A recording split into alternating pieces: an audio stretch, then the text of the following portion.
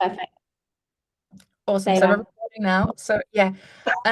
I'm Jen. I'm from Voluntero, and today we are going to be talking about reward and recognition, which is a really exciting topic.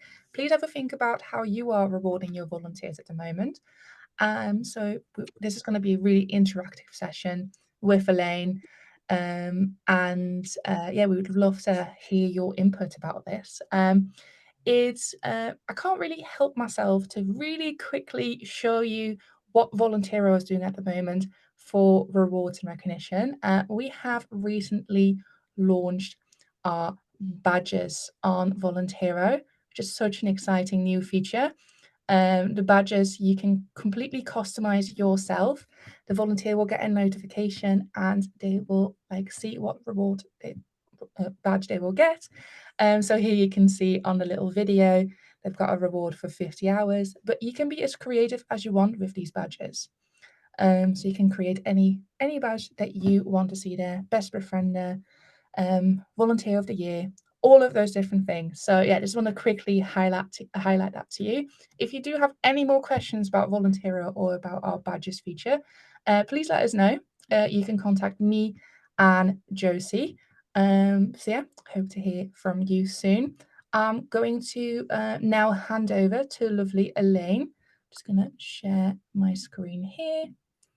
And so Elaine is going to be talking you through the topic. Please introduce yourself and really excited to get this session going. Also, just one more thing. Any questions you have, me and Josie will be monitoring the chat over here, and we'll probably dive into them as Elaine goes with her session. Thank you. So hello everybody, and thank you, Jen, Josie. You let me know if there's any sound issues or anything, just give me a nod. Thank you all for having me. I am dialing in today. I'm a week into my new role as impact manager at Marshall McLennan, and the meeting room that I booked got cancelled on the system, and there isn't anybody here to ask for help. So not ideal. I'm doing this in an open plan office. So I do apologise if there's any background noise, and there's not that many people sitting around me, so I'm not going to be distracting them too much by our conversation today. Jen and Josie went through sort of housekeeping, but just a reminder, there's a lot of you on the call, so keep yourself on mute. If you want to have your cameras on, great, but it's going to be recorded, and we're going to utilise the chat function so we can share and give us all of the information that you're doing. Steve's just put in there about all the different things that he's been doing, which is great. And that's what we're going to be focusing in on today. So my role, as I mentioned there, I'm literally a week into working at Marsh. Prior to that, I was 6 years at Sage, the technology and payroll company. I was the head of foundation. So I come at this from a very different angle. So corporate volunteering and looking at engaging your staff to give back through the community because they have paid time. But I'm also a time served charity, third sector worker. I'm a lifelong Girl Guide leader, volunteer marshal for running events. So I've looked at this from all angles. And here to share some of my insights and hear from you as well. I think we're all volunteer managers from a wide range of industries and sectors. And I think we've got such a wide range of volunteers and engagement. And you've got that one-time interaction. So those corporates, they might come, rock up for 4 hours, and then they disappear, to the people that have been volunteering with you weekly for 30 years. Every single one of them needs to be treated differently, but it's also about making sure that they feel valued, appreciated, heard, and for them to stay, and making sure that you invest time to follow up sort of things like communications, mission objectives, that they really understand and get what you do. That's part of rewards and recognition. So we've only got an hour, 50 minutes now, so we won't be able to go in depth on really looking at any type of volunteering. And the title of the workshop also said how to set up your rewards and recognition. But what I want to do today with you is just have all those interactive conversations, exchanging ideas and best practice. And every single one of you has got the opportunity to collaborate further with others on this call and to deep dive into the various points. I think that's the biggest part of the charity sector. We all know there's that little bit of competition out there for the money and for the budgets, but ultimately it's our service users that need us, it's volunteers that drive us. So I'm sort of putting that back to you to come all with all these great ideas, and then look at how you can share and move forward to make all of our volunteers have a most amazing experience. So next slide then, please. Okay, so what do we, starting off with the basics. So what do we think when we say rewards and recognition in the charity sector? So I went to good old Google for this one. So reward is a thing given in recognition of service, effort or achievement. And then recognition is that acknowledgement of the existence, the validity or the legality of something. So there's two sides of things there. So first off, I'm going to take rewards. So I want you to add in the chat now, what thing do you do as reward of service? And don't get the two confused. I just want to, Oh, sorry. Not sure if someone's just come off mute there. I heard you yesterday. Your voice got better throughout the day. Okay, sorry, Josie, Jen, you're right, just to put someone on mute there. Thinking about rewards, really, not recognition. Yeah. So this is, do you give out pin badges? Do you have like a humid, is it dry or is it a moist cough? Sorry, just 1 second. I'm not sure who's not on mute talking about coughing. Very interesting. Because my husband gets that. I mean, he wasn't sick, so it's different. W, mute yourself. He got a humidifier in his office now and an air purifier, and he doesn't every year for probably last 4 or 5, probably more than 5 years. Sorry about this. He had a dry cough every winter that lasted months. Jen, and everyone thought he was sick. And he's like, no, it's just not going to go.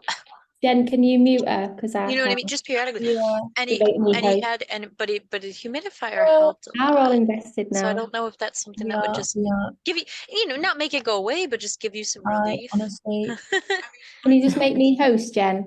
You just make me, and I can hopefully. Thank you, Amy. So yes, so while we're sorting out muting, Becky's talking about coughs. So looking at what we were talking about. So what do you do for rewards? So do you give out pin badges? Do you have volunteer awards? Do you have a big glitzy award ceremony? Do you give out vouchers? Do you have a chart on the wall? It doesn't matter how big or small it is. Jen, Josie and I will look at the chat. We're keeping up with your comments. We would have had a fancy poll, but we can't do that in Zoom, unfortunately. But we want to just have a think about, what do you do? And if you don't do anything, that's also okay, because that's part of the conversation, is to get you to have a think. So we've got some bits in there. So we've got annual awards, a thank you video at Christmas, sending cards, phone calls, free humidify when you reach 50 hours. Well done. Yeah. Pin badges, Christmas lunch, parties, volunteers week is another thing someone said there. Welcome cards. So again, making sure that onboarding, people feel valued from day one. Pin badges, seeing lots of comments on pin badges there. T-shirts, when people reach 10+ hours. Yearly lunch, cards, gifts. Waitrose vouchers. Ooh, yeah. Sounds posh, Adam. I might come and volunteer with you then. Big cookout in May. So lots of things coming in there. What's this? So the Golden Tube Trug Award. That sounds interesting. More for Christmas cards.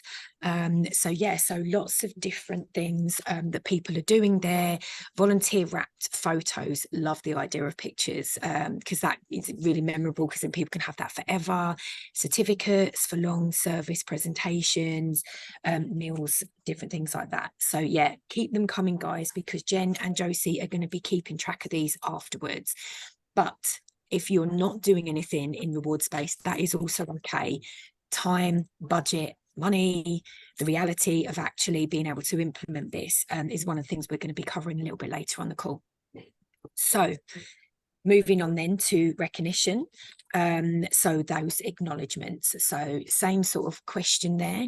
What do you do for recognition? I think recognition / acknowledgement kind of sits in the same space. Is how do we acknowledge our volunteers? And that's from when they apply right up to when they leave. So how do you make sure that they feel valued? That's where I associate recognition with. So some people had already said about thank you cards and emails. Is that a reward or is that a recognition? So I think it's being clear on what the difference of the two are. Do you remember their birthdays?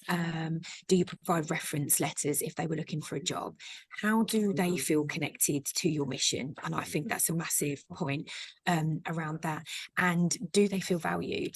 So again, Jen and Josie are going to keep an eye on some of these comments and we'll read some of them out. So we've got volunteering spotlight on socials. Love that idea, April. I think that's really important. Social media is so powerful now for your charity mission, but also to attract and retain your volunteers there. Volunteering of the month, great idea. Speaking of monthly staff parties, reference letters, definitely. My first ever job was secured off of the back of a reference letter written by my Girl Guide leader, and I credit her for the career and the fact that I'm here today, and that was just off of the back of the volunteering that I was doing there. Volunteering yearbook, Amanda, that sounds like a great idea as well. So I think it's more about understanding the difference between a thing and an acknowledgement. And we're going to go into that a little bit more. Jen, Josie, anything stand out for you at the moment in any of the comments that anybody's shared? This is not me being biased because of the name, but Josie put in the comments about the volunteering wrapped idea, doing a summary of people's achievements, which I just think is like a really nice free way of kind of recognizing the contribution that somebody's made to your organization. That's really low cost, but hopefully really impactful. Yeah, definitely. What about you, Jen? Anything stand out there? The chat is just so much coming in and I can't keep up. Yeah, I just like it's the people that are kind of hosting events, like some sort of lunch, or they're giving like out some sort of like coffee voucher for when they're volunteering or whenever they want to go out for coffee. I think those are really nice things. Yeah, the same as Josie. I think those kind of volunteering wrapped things are like really nice as well. I feel like every organization is doing a wrapped at the moment. I think Tesco was doing one the other day. Really strange bit of things I was buying. But yeah, I think all of these things are really yeah, they're really great to kind of be rewarding your volunteers with. Yeah, I just think anything that gives somebody a kind of warm, fuzzy feeling is successful, isn't it? That's exactly what it's all about. Yeah. And that's what we want to pull out as, again, because the warm, funny feeling doesn't necessarily come from a thing. It can come from an acknowledgement and an action. And that's understanding, because people's budgets are so different. It's making sure that you're making the most of what you have. Thanks for sharing, everybody, so far. Little cards. There you go, Jen. Just put a last little bit in. Handwritten thank yous. Absolutely powerful. As a lifelong Girl Guide, I love a badge. And we did pin badges when I was at Sage. So even the corporate community, there needs to be a big incentive and motivation to get people to step away from their desks and give back to their community. So moving on then. So what do we know that our volunteers need and want? Okay, so if anybody's willing to share, again, in the chat and add in your comments, what do we know that our volunteers want? Now, I could have produced some fancy slides around the challenges. Oh, is that Becky talking again about a cough? Not sure there. I think it's the background noises. That's great. Thanks, guys. So I could have produced some fancy pants slides around the challenges that we're facing around recruiting and retraining volunteers, the reality around competition, and about how resource heavy actually recruiting and supporting volunteers is. But I'm also actually doing this as a volunteer, so I'm not going to lie, I didn't have the time. So I wanted to keep it really light. I wanted to hear from you what you're speaking to your volunteers about. And I also don't know your organisation. Every community, every charity organisation has a different mission. So I want you to have a think. What do you know that your volunteers want?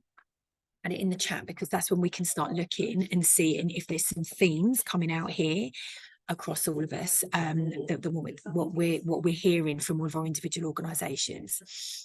And then if you have them, what do corporate volunteers want that is different from community volunteers? And do you, and also this is quite a difficult question, do you give it to them? If you're hearing something consistently from your volunteers, are you investing the time? I know, to make sure that they get what they need. So what have we got coming out so far? Listened, heard and valued. Absolutely. They want to know that they're making a difference. Kickback from volunteers, they don't like spending money on them, they want it to go to care team. You hear that a lot. So again, that's the difference between the reward and the recognition, isn't it? They can see a thing costs money, whereas an acknowledgement or being valued is actually an investment of your time. And let's be honest, sometimes when we're all time poor in the charity sector, it is easier to dish out a load of badges than actually individually handwrite thank you cards. And that's just the reality of the world that we work in. Knowing the impact of their contributions, volunteers want to be thanked in words, negative feedback, giving gifts. I agree, I hear it all the time. We see both sides of that there. So thank you for being honest and sharing. Someone's status, yeah. Hello there, Jazz. Clear communication, meaningful impact. That's it. People want to know that they're making a difference. People want to know that their time is valued. So how do we do that? And we're going to look at that shortly. So volunteers want to be educated out of work. So again, there's a very fine line there, isn't there, between volunteering and work experience. You're also blowing into the pro bono world as well. What's the difference between pro bono work and volunteering? So again, it's thinking about the person, what role they're doing and what you need to do to find them, recruit them, retain them and make them feel connected to your mission. So Pip's put there, clear communication, being involved, feeling part of a people approach, vision and goals. We're seeing a lot there around vision and goals. So I think, again, it's thinking about what does your onboarding look like? Especially if you've had volunteers that have been with you for 30 years. They were onboarded 30 years ago and the charity's evolved. How are you keeping them updated with what the strategy is? How are you keeping them updated with what should be the cause of the charity? So I remember a good couple of years ago, Girl Guiding UK went through a complete restructure. They changed the way that we were doing the badges. It felt very similar to school and the national curriculum. And there was a lot of pushback from the guide leaders. We are all volunteers. But at the end of the day, that was Girl Guiding's decision to make. And if you don't go rogue as a volunteer, then you're not sticking to the mission of the charity. So very contentious time for Girl Guiding. I remember being very conflicted at that time.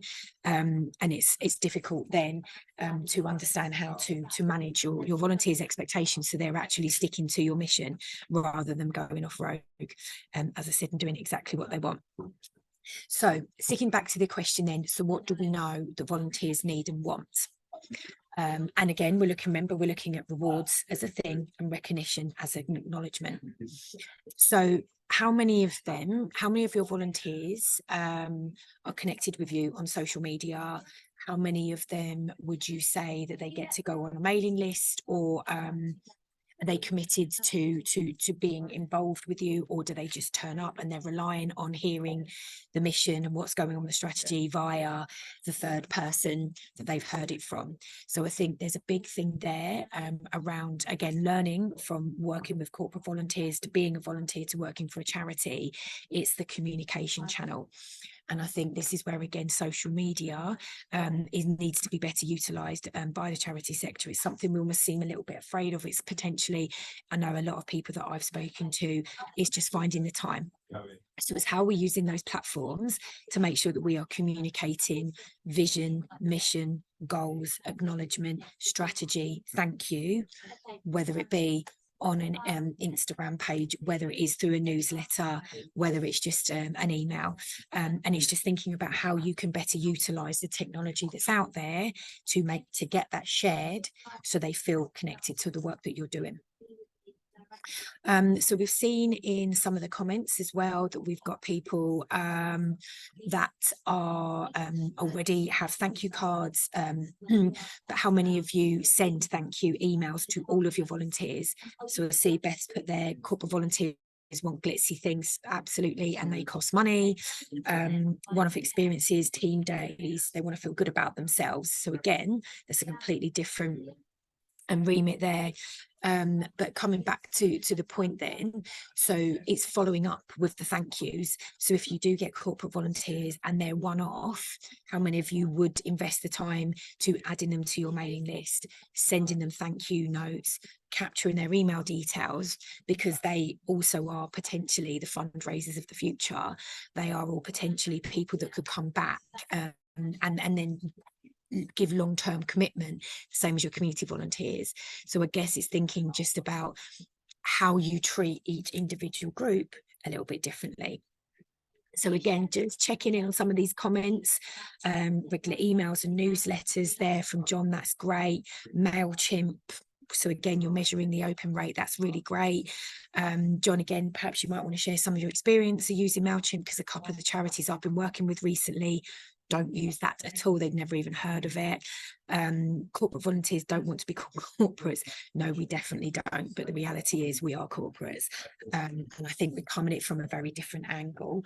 But that's also okay, because there's lots of people in the corporate world that don't give any time. But we don't judge them really. So finishing up this point then, so what do we know the volunteers need and want? So it's looking at how we're retaining them. It's looking at treating them a little bit differently depending on whether they're corporate or community. It's thinking about where you can move into that space for acknowledgement and making sure they're connected to your vision and your mission if they're not necessarily wanting a thing.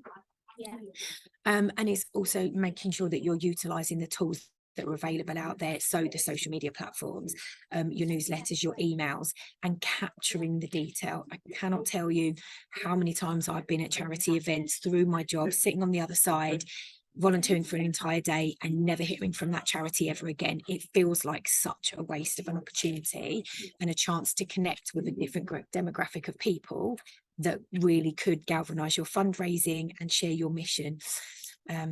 So Jen, Dosie, collating any of those points, any standout comments there around what we're hearing that the volunteers actually want? I can see the word valued a lot. And yeah, I feel like that's really important, like valued, being appreciated. And yeah, like the knowing, what I find really important as well is like knowing the impact of your contributions. I think is important. Knowing how many hours you've done, knowing how many people you've helped, or how much money you fundraise, I think is really rewarding as a volunteer. What about you, Jo? I think what stood out for me is the amount of people saying that their volunteers want to be trained more in the organisation's kind of area of expertise, so that they can feel more equipped and make more of a difference at the organisation. That almost, you know, they're really valuing that you're investing in them as a resource, through kind of training and different kind of events and things like that. So yeah, that for me was really stand out. Lots of people delivering kind of structured training programs. That's great. Training, again, for volunteering is huge. And again, that's going to depend on the type of volunteer, whether it's that one-off interaction or your long-standing volunteers. There has to be a standard about what you expect in your charity. So I just saw a comment there from Becky from the Prince's Trust talking about corporate volunteering and how to recognise all of that, because some come once and some comes longer term. I don't think there is a right or wrong answer in this. I think it's about, you know, your organisation, you know what your budget is, your capacity and what you want. But I would just say the very least is capturing that email address, sticking it in a mailing list, and the very least is sending them a thank you letter or a thank you email with your fundraising link, because let's be honest, Shireburn's getting out, as they say up in the northeast, and you don't ask, you don't get. So it's making sure that you are maximising every opportunity, one, to acknowledge them. Two, if you then want to give them a reward, you then cut their details, but then you're also retaining some form of link back to what you're doing and providing them a further opportunity to give back if they want to. So yes, so Next point then, oh, some more comments coming in there. That's a good one, Josie. Looking at the difference between how company wants rewards for volunteering and how individually employees want rewards. We'll completely agree with you there. And I think that moves nicely into our next point. Josie, can you see all my notes? So our next point is looking at the biggest barriers to setting up volunteering rewards programs. So again, adding in the comments, chats. So rewards recognition. What are the things that you do for free? Are rewards ever free?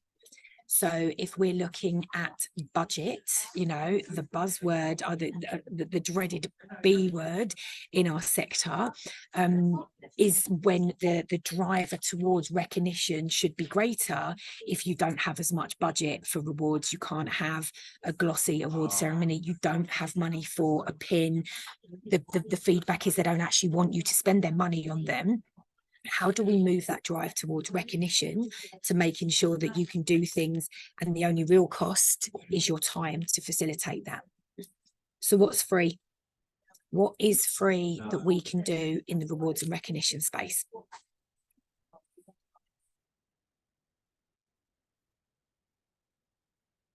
But yeah, so we've got some comments in there around mailing lists. Only work with volunteers where it's officially organised, and partner with us in a formal way. Absolutely. You know, there's a big cost associated with corporate volunteering. Some charities will do it for free, some don't. I lean towards the latter because it's another income stream for the charity sector. And we know that from writing the risk assessment, just simply to making sure that people are having a great valued experience, that takes someone's time. So again, it's just understanding where the angles are coming from, what people's drivers are, and then you shaping your programs accordingly. Amanda, yearbook was free to use on Canva even, great idea. MailChimp, you can access Canva for free. There is 50 million website pages, LinkedIn learnings, Instagram pages where you can actually learn and teach yourself how to use Canva. Did it myself, another string to my bow, not been very creative, and you can do beautiful things on there, download them, save them as PDFs. Social media posts, I've just seen there saying thank you, long-term volunteering coming up there. Swaps, plants, I'm seeing there, that's a great idea. So again, it's just making sure that in your toolbox that you're aware of things that you can do that aren't necessarily going to cost you, because sometimes it's no, well, we can't afford to pay for that, so we just won't. And again, you're not embedding opportunities to really give those recognition, which you can absolutely amplify in the absence of budget. So a lot of things there. So thank you emails, social media shout outs, sharing free training resources. Has anybody ever shared any TED Talks with any of their volunteers? Has anybody ever shared online resources? Even things like government policy, research topics around the social mission, because even though it doesn't feel like a recognition for a volunteer, it's providing them with context to what you do, and it's providing them with an opportunity to increase their knowledge. Just moving on to a few, so reading through a couple of these other comments here. So having a day session, spending time with the volunteers, absolutely. FaceTime is invaluable. If everybody brings a dish, it doesn't necessarily cost much. Just put their volunteering under the spotlight, articles written by you. Great, ChatGPT and AI, everybody's talking that at the moment again, and yet good point there, making sure you've got GDPR covered, so massive point there. So when I was Googling for some of this to prepare for this session, is looking in some of the information. So there was a sharing what you have. So as a charity, you might not have a lot of budget, but you may have a massive car park. So, you know, could you, and your charity might be just outside of town. So, you know, is there a scope that actually some of the volunteers could utilise your car park of a weekend if you're not open? Wall of Fame.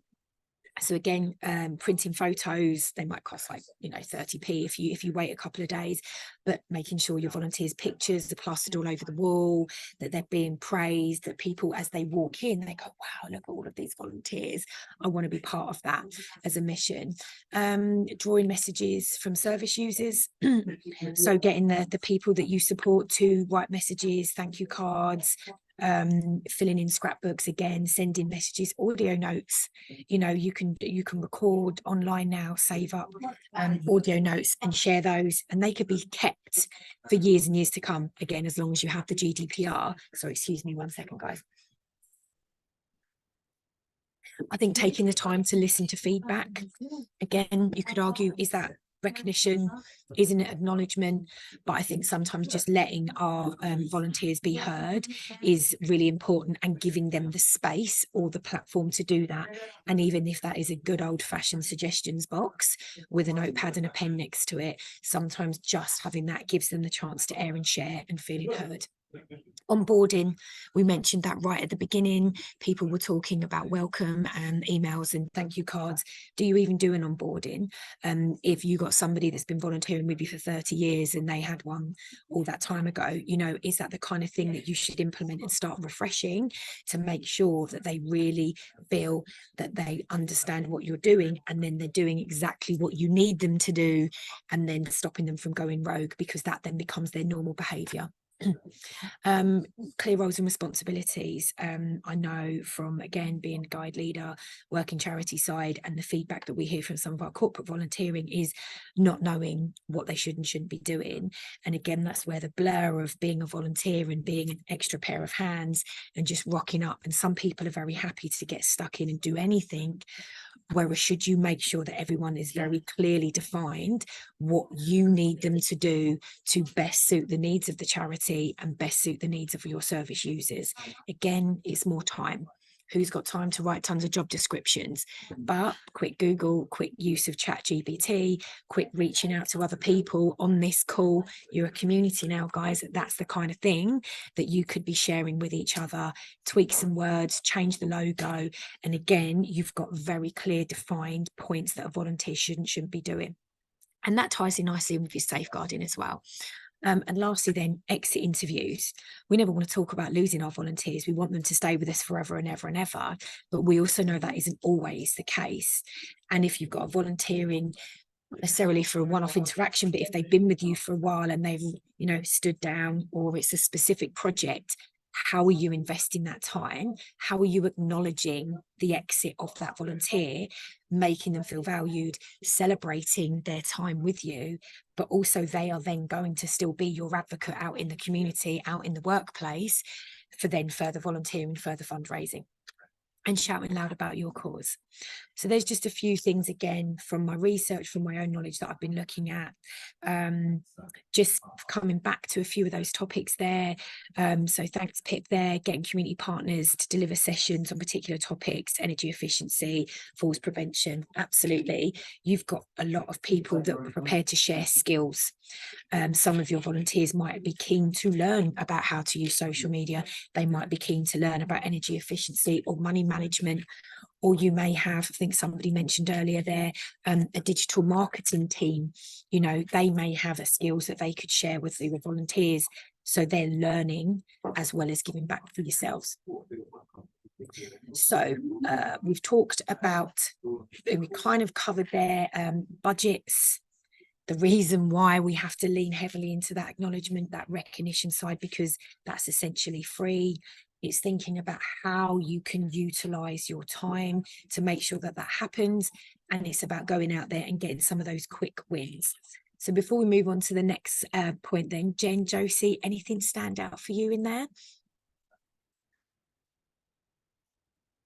I think for me, what you're saying, Elaine, about the exit interviews, I feel like actually that can get lost and forgotten as part of this conversation, and actually having volunteers, move on from your organisation is only natural, but in a way that, they're still going to be out there being advocates of your cause and encouraging people to sign up and volunteer because they had such a great experience. And that all kind of comes to fruition when you're able to really value them again, even in the exit process as well, and make them, you know, because you can't, not everyone can volunteer forever at the same organization, you know, life happens. And so yeah, being able to say like, thank you for everything that you've done and how can we improve, spot any patterns for people maybe exiting. And yeah, I think that really ties into that feeling of recognition for people that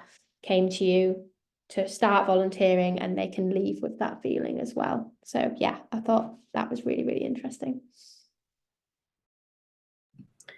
I think for me, what stood out, just reading some of the comments, like what you mentioned before as well, is about activities that don't have to cost a lot of money. So for example, yeah, everyone brings some food in, and just also having that social element of being a volunteer, which is hugely beneficial for the volunteers themselves as well. And yeah, I just said getting those partners in to deliver those sessions, which doesn't have to cost a lot of money if they're doing it voluntarily as well. So yeah, I think that really stood out to me. And all really valid points, I think. And I'm going to be talking about this in the next line. I've already mentioned it, but I was an active Girl Guide leader for 20 years. And I had to step down because of work commitments. I'm still heavily involved, but I don't lead. But essentially, I'm now classed as an occasional helper. And I didn't have an exit interview after 15 years, you know, and you could argue, well, they didn't need it. What difference does it make? But when you want to feel heard and recognized, and also have that almost point to close down a part of your life, it's a big change when you step away from one organization for 20 years. Then it's just, you know, it's just worth thinking about. It is the investment of time, and sometimes that can be a form. It could be a Microsoft Forms, or, you know, a survey that you can do if you don't necessarily have time to speak to people face to face. So just want to put little thanks out there again for everybody for sharing your comments. You can scroll back through, and Jen and Josie, we're going to be looking at these after as well, just to make sure that we haven't missed anything out. So moving on then, so you've shared some amazing points. We've got some really good solid examples of best practice there. So here's a few more of my own. Just touched on that there about being a guide leader. I loved my tabard. I had my badges, my long service award, you know, 5-10 years. My tabard was absolutely ginormous. But what I actually really wanted was a little bit of an acknowledgement, I think, and I just touched on that with my exit interview. And you are very far removed from the mothership when you are a Girl Guide. You're in the community, and I just and we used to get an email on Thinking Day, which was kind of our mark day, and I was also very grateful, but I just think sometimes there could have been a little bit more care. Now there's hundreds of thousands of guide leaders, it's resource heavy, you know, I can see both sides of it, but me as an actual volunteer, that would have meant a lot more to me. And then just towards the end of my time as a guide leader, then I had a new commissioner. So we kind of have like a hierarchy, and she actually sent us personal email on Thinking Day to Elaine, not copy and paste jobby. It was from her to me, acknowledging everything that I'd done. I got a card at Christmas. I got a card on my birthday. She used to WhatsApp every now and again. It's like, how's things? How's it going? What are you up to? It absolutely meant the world to me, because it just made me feel like there was somebody in the ecosystem and that huge chain that was actually taking onto account. Now, it must have taken her hours, because there was like 100 of us, but she knew then, because we were then, things changed, because we felt acknowledged, seen and heard. You start giving a little bit more, just that little bit more, and you give a lot as a volunteer, let's be honest. But it just changed my psyche when I left, and that really meant a lot to me. So when I moved into the corporate world, in my head, I wanted to run my volunteer program. I wanted my volunteers to feel the way that I felt by that person. But deliver it from afar. You want your volunteers to have the autonomy and the passion to be able to do their thing and go in and make the best of it. So you don't want to scruple them down with loads of paperwork and red tape. And I wanted to put my own spin on it as well, but very much so. So I had 150 ambassadors that worked under me, 3,500 staff that were expected to volunteer. So it's hard to manage everything, but diary reminders, when their birthday is, making sure that I'd sort of had it in as a diary reminder that there was a group of people going out or there was something happening. It was extra work for me, and I'm not going to lie, it was a lot of responsibility, but that's where the relationship comes from, and that's where, again, I could have called on people and they would give back, because it's the personal connection. And then I just trusted they were doing good in the world, and they trusted that I knew that they were doing that as well. And I think as well, there was other things as well, like one year I got a little bit of budget and I got everyone a Cadbury's cream egg, and I wrote them a little card that said, "I think you're excellent." Cheesy as, but let's be honest, you can buy 4 Cadbury's cream eggs for £3 in most shops. You know, it's just, sometimes it's the small things. I sent everybody a Valentine's card one year, telling them that I loved them, which probably might not go down too well in the modern world, but you know, sometimes that's what people want to hear, and it's a bit of fun and it's a bit of silliness, but then they knew that they was being valued. I used to take the time to email all of my core volunteers team, to email their bosses and acknowledge what they did, how that helped me. Again, not everybody's going to be able to do that, but it's the small touches that make people feel it in their heart, so they're not just getting it from the service users, they're getting it from you as the core coordinator as well. And like I said, it was a hell of a lot of my time, but I would say I got every second of that back tenfold. And like I said, when you're in a big shiny corporate office, we've got no soul, right? I've got a little bit of budget, but you know, I can do swag, I can do swanky lunches. We had pins, we had award ceremonies, but if any one of my team was on the call right now, I absolutely guarantee they would tell you it wasn't that they valued. It was the personal touch from myself, a huge commitment to my time, and that really motivated me to keep on doing that because of the feedback that I got from them. So other points. So that's just a little bit from me. I'm not saying that's the right way, I'm saying that's my way, and that's looking at it, as I said, I've been a volunteer, I work corporate side and I've worked charity side, so I see it holistically. I've been time poor, I've been budget rich, I've been a volunteer, I know what makes people tick. Thanksgiving, little individual table, talk pies, great. Whatever works for you, I think that is really important. So a couple of other bits there. So again, give a little bit of Googling, and again, the slides could have gone on and on and on. There's great examples of best practice, but one of the one that really stands out for me, more so because I work with young people, is Rock Corps. So it's that give, get given messaging, and it's for us volunteering for a ticket to a life-changing gig. Now you have to be a member. And there's certain parameters. You can't just be like, hey, volunteer, go to a concert. You have to jump through, but have a look. And we're going to share the slides after, so you can click through to the hyperlinks with ease, but just have a look at it.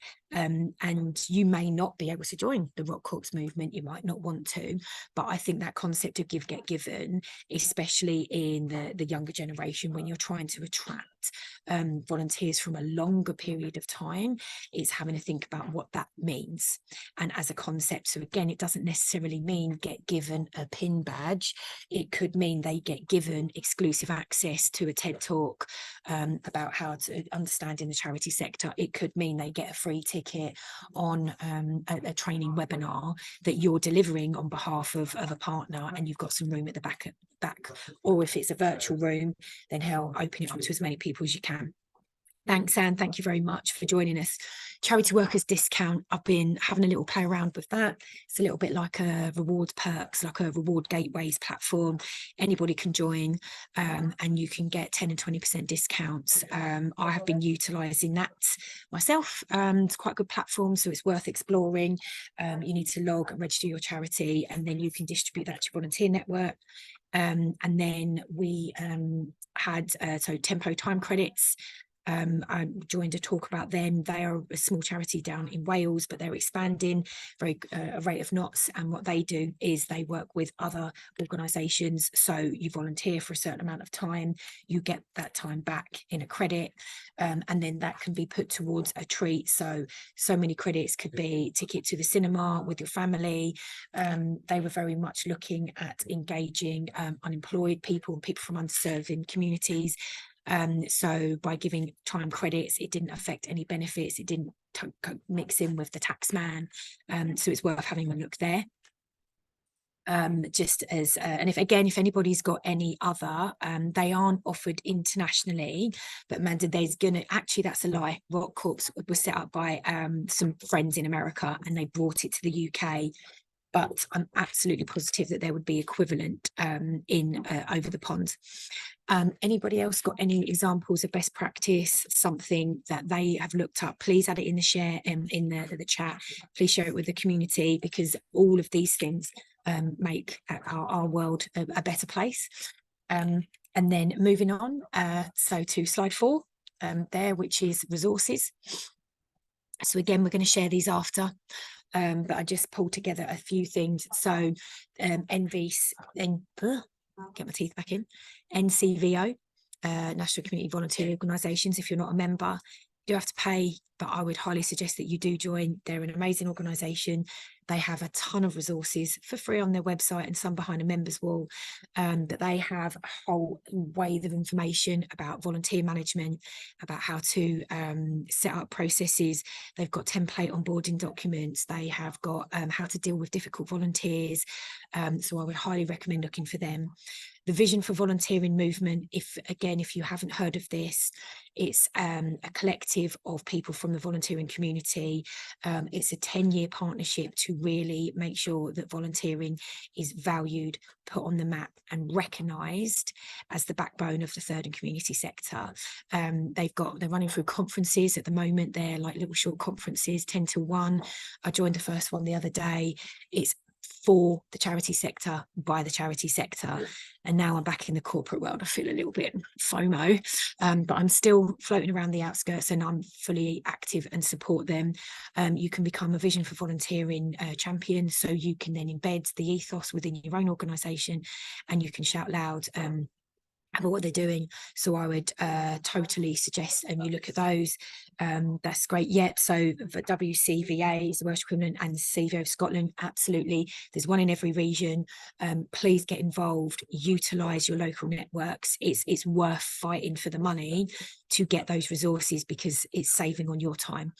Association of Volunteer Managers, again, they're national. Again, it's a paid for organisation, but it's heavily subsidised for smaller charities, especially more so if you're freelance or unemployed. And again, they have tools, resources, webinars, training.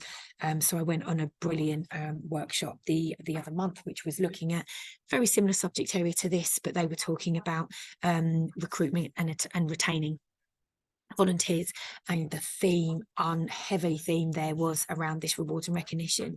It's not just getting people in, they're not just bums on seats. It's how do you change the narrative to make sure that they stay.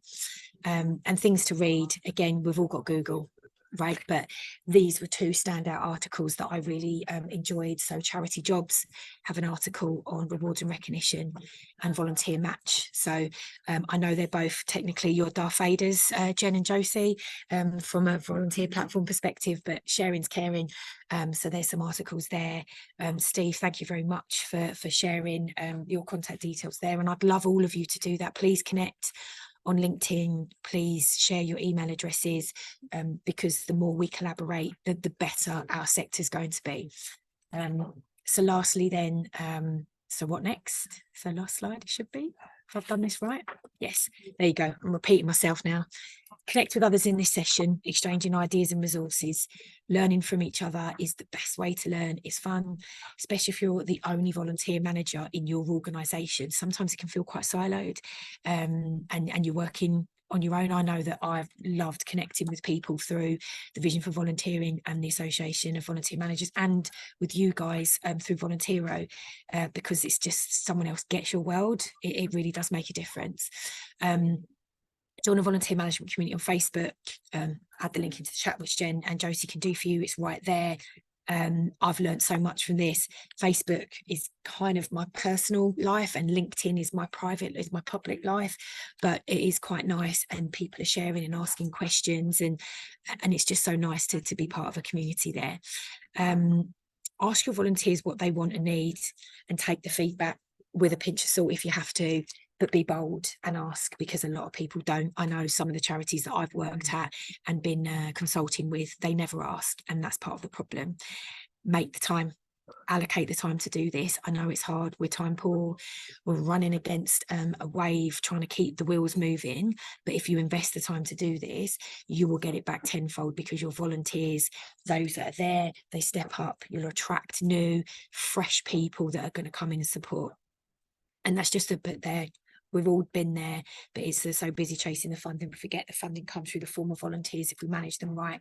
For every charity that I've ever worked with that has volunteers, again, make sure getting the GDPR in place, sharing their information with your fundraising team, sending them a link to make a donation after they've volunteered, asking them for more. Do the company that they work for do a volunteer match scheme? Is there a way that they can connect you then with their community, people that can help with other things? They're there. They are a free resource. They are a walking bag of money. You just need to remember to ask them and handle them in the right way. Okay. So lastly then is just my chance to say thank you for listening to me, for joining in the conversation. Please keep adding your comments and share your ideas and your email addresses in that chat. I'm going to hand back to Jen and Josie there if they've got any final comments, and just please, I'll put my LinkedIn post in the chat as well, so if you want to connect, please do. And thank you. Yeah, thank you so much, Elaine. Just want to thank you for all of that. It was super insightful to hear from you and hear all of the ideas. And thank you so much for everyone also commenting in the chat. So many amazing ideas. We'll make sure to share these slides with you over email, and we'll also share the Facebook group. I think Mushka has some sort of kind of mailing list going on as well. So if you do want to share your email address with any of the fellow volunteer managers on this call, please let us know. Just wanted to highlight our next 2 webinars that we've got coming up. So next month we got Leading Volunteers with Steve Alman. He's going to take us like kind of how to lead your volunteers in such a busy world. And then the month after, we are going to have a session on micro volunteering. So please join us for those as well. We would love to have you on there and comment again in kind of just having that interactive session with you. And it's just so useful to get together with all of these volunteer managers. If you wanted to know more about Voluntero, please get in contact with me or with Josie. And I hope you all have a lovely day. Is there anything else, Josie, that you wanted to share? No, just it's great to see so many people here today, and thanks for joining us. Elaine, thank you so much for your expertise. We hope to see the rest of you at our next Lunch and Learn, like Jen said, and in our Facebook group as well. So don't be strangers. Lovely. Well, have a lovely rest of your day, day, morning, afternoon, don't know what time it is at yours.